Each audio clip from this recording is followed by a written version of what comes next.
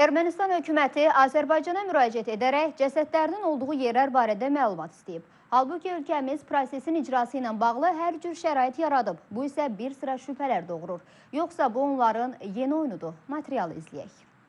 Ermənistan hökuməti Azərbaycandan yardım istəyib. Qarabağ separatçılarının rəhbəri Arayik Arutunyanın sözlərinə görə rəsmi İrəvan erməni hərbçilərinin cəsədlərinin tapılması üçün Bakıya müraciət edib. Belə ki, erməni tərəfi cəsədlərin olduğu ərazilər barədə məlumat istəyib. Onun sözlərinə görə bugünə qədər 1073 erməni hərbçinin cəsədi tapılıb. Regionda Qızıl Xaç cəmiyyəti işləyir, fəal işləyir. Eyni zamanda Rusiya sülh məramlıları işləyir və lazımi işlər aparılır. Yəni burada PR naminə hansısa bir siyasi məqsədlər üçün kiməsə müraciət etmək əbəsdir.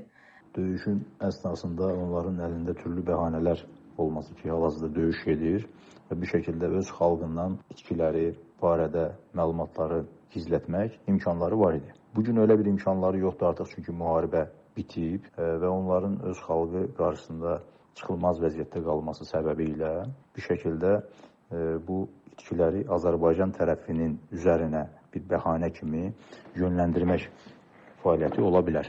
Görünən odur ki, ermənilər bu addımı atmaqla dünya ictimaiyyətinə itkin düşmüş hərbçilərini tapmağa şərait yaradılmadığını çatdırmağa çalışır. Halbuki ordumuz ermənilərin rahat şəkildə ərazilərimizi tərk etməsi üçün belə hər cür şərait yaradıb. Hətta mal mülklərinin daşınmasına da yardım göstərib.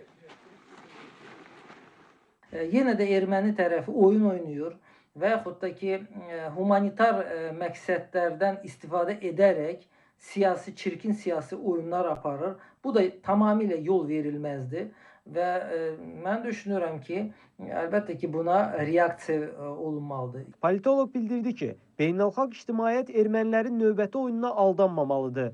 Kamal Hüseynli Space.